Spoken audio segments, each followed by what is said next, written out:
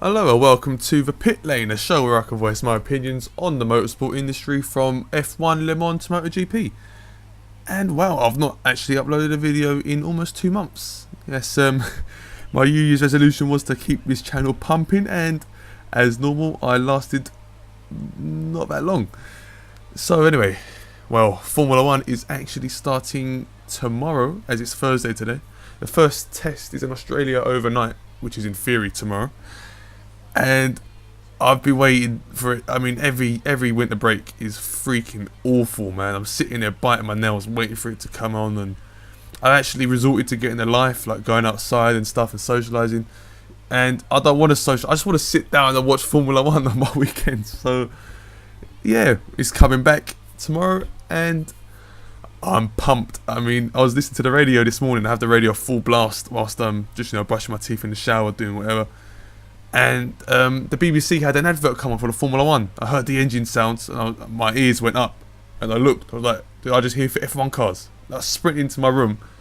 And he's like, yeah, F1 season started tomorrow. And I just started jumping around like an idiot. I was really excited. And I'm sure I'm not the only one. I'm sure everyone's really excited for the season to start, as it's going to be interesting. No one knows who's the fastest. So obviously, in theory, Red Bull are the fastest because they're Red Bull and they have Adrian Newey and whatnot. But that's not really a theory. But, your head says Red Bull, but you just don't know. I heard a rumour that Red Bull were 2 seconds off the pace. But I don't think that's true, obviously, because that is a lot of bollocks. But, you just don't know. We're going to turn up to Australia. And Australia is sort of track where you're not going to see the pace of the cars. It's fundamentally a mechanical grip kind of circuit, which McLaren always, they've always had a fundamentally good car in mechanical grip. So I expect McLaren to do well there, but obviously we don't know, because McLaren has said in testing that they don't understand the car and it's so unpredictable, and I think many others are following suit. They don't know where the car is. They haven't really they've had many laps. I mean, thousands of laps all the teams have done, and a lot of them still don't know, because especially in Barcelona, the temperatures, well, everyone, Sky Sports, BBC have been going on about the temperatures, blah blah blah, but it's true, the temperatures have been so low. Tyres aren't heating up and they're not lasting that long, and so they're getting, they're wearing out so quickly. High deg isn't really good. That's the last thing you want as a racing driver. So we don't know. I mean, maybe when they get to Australia, it's a street kind of track, Melbourne. So the super soft, so it will wear quite quickly. In theory, it being a soft tyre on a street kind of circuit, it should wear, because the track isn't rubbered in. But maybe after practice or whatnot, qualifying, the track rubbers in a little bit, it'll be okay. But I think grip levels will improve a lot more, and cars will start to understand. But as it's not a downforce circuit, we're not going to see the full potential of the cars until Malaysia and China. So they always say the first 3 races are the ones you look out for, because Melbourne is, pardon me, it's a street track. You're not going to get any kind of, well, you get feedback of who's fast and whatnot. But talking about, Melbourne being a mechanical track in terms of car chassis, Ferrari have won there a few times. And Ferrari have a long base wheel car, which means they run better at high downforce circuits.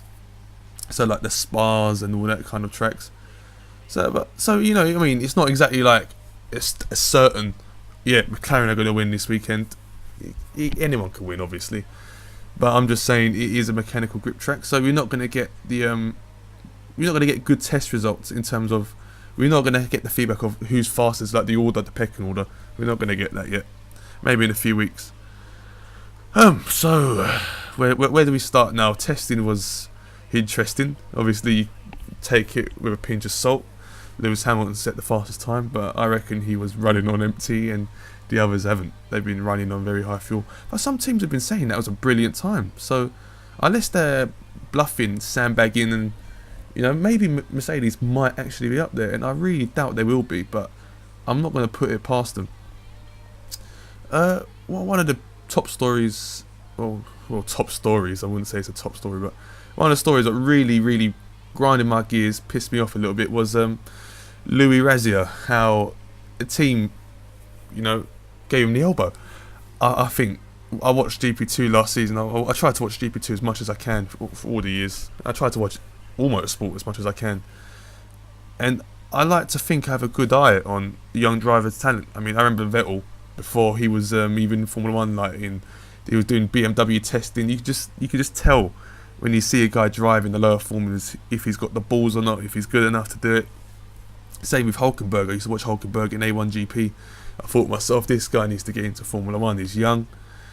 In a few more years, I think he's going to mature into a brilliant driver, and Hulkenberg has. I mean, a lot of people rate Hulkenberg highly, and he deserves it. I mean, look at that race in Brazil when he was in the Williams. He put it on pole, and last year's race he was in the lead. He should have won it, but little stupid error really cost him. Smashed Lewis Hamilton out the race. I found that pretty funny, to be honest. But yeah, so I mean, like I said, I think I have a generally good eye for young talent. And Louis Razia, the young Brazilian, he looks like he's the real deal, man. He looks good. Him and there was 3 drivers in GP2 last year really impressed me. David Valsecchi, who is the Lotus 3rd driver now. Louis Razia, and Nazir is a driver called, I think it's Philippe Nazir. I can't remember his first name, but his name's Nazir. He's a quality driver. I can't wait to see him in GP2. They're both brilliant drivers.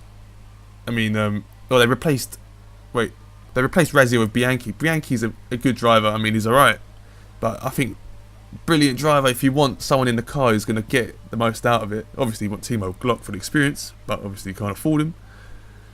Razia was the guy to have in that car, but financially, the Russian team, Marussia, just couldn't afford to keep him, and it's such a shame, man, that a guy as talented as that doesn't get a seat. And I mean, I think David Valsecchi deserves a seat as well, but I don't really rate Gutierrez from what I've seen of him. I don't really think he's that great. Bianchi's just okay. He's a bit reckless, if you ask me. Yeah, I mean, the GP2 drivers who I think should be getting seats aren't getting seats, and why? It's because of money. And it's a shame that money is such a big factor in the sport, and it has been for many years. It's not like a recent problem. I mean, I think even a 4-time champion called Niki Lauda brought his first F1 seat. So, paid drivers are nothing new to the sport. So I was just a bit peed off that Razia didn't get a seat. He's good, and I don't know what, I think he's going to be doing some stock cars. I don't know what he's going to be doing, but it's a shame. It would be nice to see him in GP2, but I don't think it's going to happen. GP2 does look interesting. I think there's a Cypriot driver, being Cypriot myself, a Cypriot guy called Elinas, and he was in GP3 the previous year. I think he's going to GP2, so I'm looking forward to watching GP2 this season. But anyway, I've gone completely off track. I wanted to talk about Formula 1, not GP2. My prediction for Australia, yeah, like I said, I really can't call it. Testing, you take it with a pinch of salt. And, I'm a big Kimi fan, so I'm obviously going to say Kimi for every race who I want to win, and I'm going to predict to win because I want to get my prediction right. Oops, I just smacked my mic. So I don't know, I'm going to go for Kimi. I really am going to go for Kimi. I think, I reckon Vettel, actually no, I'm going to go for Vettel. I can't pick it, it's just so, you can't, it's so tight up there. So that's what she said. Yeah, I'm going to go for Vettel. I think Vettel's going to win it. I can't put it past anyone. I think Fernando said he's got a fundamentally better car than he has, last year. 200 times better, he said, is the difference. So Fernando might be up there. You just don't know. We really don't know. But the Ferrari does look a lot better. And you can just tell by the look of the car, the design of it. It looks so much cleaner and, it's packaged nicely. Yeah, that's exactly what Ted Kravitz said in the pit lane. He said the rear diffuser and like all the gearbox and it's all packaged so nicely and clean. It looks like it's a lot cleaner than the other car. And Ferrari were having many problems last year, and they say they've solved the downforce. They've improved the downforce, but there's more to a car than downforce. The reliability was decent. Downforce was poor last year, but what they need to work on now is the braking. Under braking, the car is terrible, and if you're going to overtake in a race, you generally need good brakes. And another issue, which Mercedes actually had a big issue with, was traction. So once they sort out the traction issues, the braking issues, I can see them, qualifying higher up the grid and challenging for the wins without Fernando having to be a wily old fox, as the saying is. That's what Martin Brundle calls him a lot, the wily old fox. And that's what he is. I mean, the way he just put a car was 11th from the grid, and you close your eyes, open them again, and he's third. It's like, how does he do it? He's a brilliant driver. He's going to be one of the legends of the sport. And you know, I don't cheer for him or nothing, obviously, because he used to rival Kimi in the old days when he was in the Renault and when he was in the McLaren. So obviously, a bit of history there. I won't cheer for him. But you know, with Kimi out of the sport, I was actually cheering for Fernando, which is a weird one. But with Kimi back in now, blah blah blah, you know, I'm cheering for Kimi. Yeah, so Fernando, I think he's going to be alright, and I really hope Massa finds that form, because he had it at the end of the year. He was looking a lot better, and I really hope he finds it. I like Massa. As a driver, he's a bit flat, if I'm honest, but he's such a sweet guy, man. As weird as it sounds, you know, I like drivers for their personalities a lot. I mean, and obviously the way they race. I mean, Kimi, I like Kimi because of the way he races. I remember the first time I saw him race when he first came into Formula 1 in Sauber, I like this guy. He's the lick. I like him. And over the years, you see his personality come out, and I can't watch any interview without pissing myself. He just tells the interviewer guy to just leave him alone or piss off, or not in them words, but the way he just conducts himself in the interviews, I find it hilarious. I can't hold it back. It's like Craig Slater. I find him dead in the mind. I really don't think he's a talented journalist at all. I mean, he asked the most boring, same repetitive questions. He goes to Kimi 2 weeks ago. So Kimi, how's your motivation? Kimi just looks at him, just shakes his head and walks off. And I just thought to myself, you know, this is just vintage Kimi. He just cracks me up for all these stupid things there, and with his little sunglasses, it makes me laugh. I actually bought me a pair of them Kimi style sunglasses for a tenner. I saw him going. I'm going for the hashtag Iceman dress up. So yeah, anyway, so enough about Kimi. I could talk about Kimi all day. Australia, I'm so pumped for this race. My plan is to go out, nightclub, get home, hour to spare to just, you know, sort my food out, or half an hour to spare to sort my food out and my tea and all that, and just watch the qualifying. I can't watch the practice live as I have work in the morning, one of the reasons why I haven't been uploading, but I'm going to be watching the repeats.